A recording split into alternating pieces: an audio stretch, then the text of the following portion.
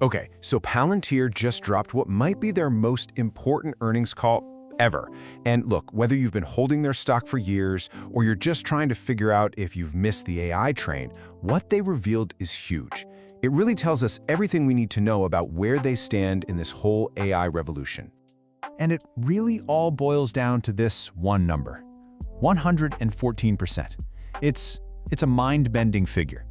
This is a score they just hit, and it's not an exaggeration to say it puts them in the absolute top tier of companies on the entire planet. So, you're probably asking, what is this score? And more importantly, why should you even care? Why does it matter for Palantir's future? Well, that's exactly what we're going to unpack right now.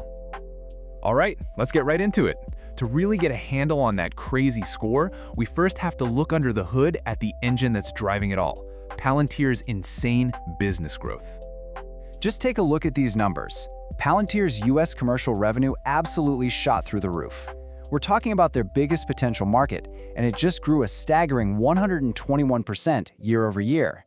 I mean, this isn't just growth, right? This is a flat-out explosion in demand from businesses. But hold on. Whenever you see growth that fast, you've got to ask the big question, right? Is this for real? Is it sustainable? Or is this just some kind of one-time fluke? Well, there are two key numbers that give us the answer. First up, look at customer acquisition. Palantir grew its number of US commercial customers by a massive 65% in just 1 year. And this is so important, because it's not just about the extra revenue. More customers means they get more real-world use cases, which makes their platform even more powerful and more attractive to the next wave of customers. And second, what about the customers they already have? Well, they're spending 34% more money with Palantir this year compared to last year.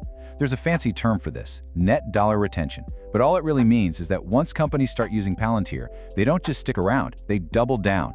It shows the platform is becoming absolutely essential to their business.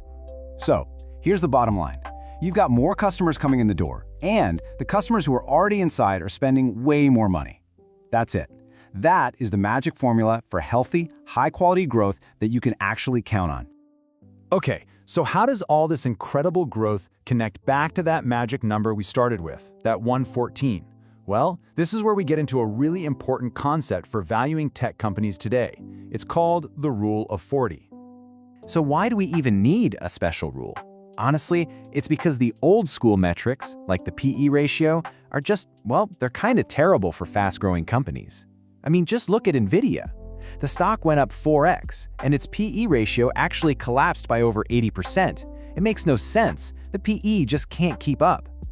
The Rule of 40, though, that gives us a much clearer picture. So what is this Rule of 40? It's actually really simple, but it's also incredibly powerful. All it says is that for a healthy software company, you take its revenue growth percentage, you add its profit margin percentage, and the total should be 40% or more. It's the perfect way to see if a company is finding that sweet spot between growing like crazy and actually being profitable. And this explains why Palantir's CEO, Alex Karp, was practically jumping out of his chair on the earnings call. He set a score of 50. 50 is like an Olympic grade score. Then he took it a step further. He called Palantir's score a Michael Phelps-like score, saying there are no scores like this. And when you remember their score was 114, it just puts it into a whole other stratosphere. So, how good is a score of 114? Really? Let's put it to the test. Let's see how Palantir stacks up against, well, against the rest of the world. Wow, okay. This table really says it all. First, let's look at other big-name software companies. You've got Intuit, a solid company, at 42. You've got Adobe, a great company, at 55. FICO is doing excellent at 77. And then you've got Palantir at 114.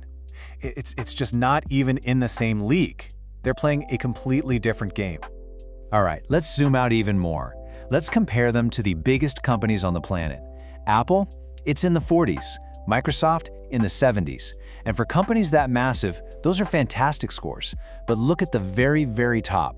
You've got Nvidia, the undisputed king of AI, with a score of 120, and sitting right there next to them is Palantir at 114. This means they are performing at the absolute peak of global business, period. Of course, when a company puts up numbers like this, it's going to attract some skeptics. And in this case, it's attracted a massive, nearly billion-dollar bet against Palantir and the whole AI boom, coming from one of the most famous investors out there. Yeah, that investor is Michael Burry, the guy from The Big Short. And you can bet Alex Karp had something to say about it. He did not mince words. He called the idea of shorting the core AI companies bat crazy. His point was pretty simple, really. Why would you bet against the two companies that are actually making all the money in this space? But it's super important to understand what being short actually means. It's a bet that the stock price will go down in the short term. So Michael Burry isn't necessarily saying Palantir is a bad business. He's betting that after this huge run-up, the stock price is just due for a little dip. He's playing the stock price, not betting against the long-term health of the company itself. It's a key distinction. So we've seen the explosive growth, we understand the elite score, and we've even looked at the billion-dollar bear case. Where does that leave us? What's the outlook for Palantir from here? Well, here's the core thesis in a nutshell. Think of the big AI models as the new microchips. They're the brains of the operation. But for a real business to actually use those brains, they need a whole nervous system of software to connect everything. And that is what Palantir does. They provide that critical infrastructure, that essential plumbing for some of the biggest companies in the world. Now, with all that said, investing in Palantir is definitely not for the faint of heart. You gotta be ready for a wild ride. This stock is extremely volatile. We've seen it crash by over 50% before, and let's be real, it will almost certainly happen again. The key, if you believe in the long-term story, is to have a long-term focus. A common strategy is to dollar cost average in slowly and maybe get a little more aggressive when those big dips inevitably come.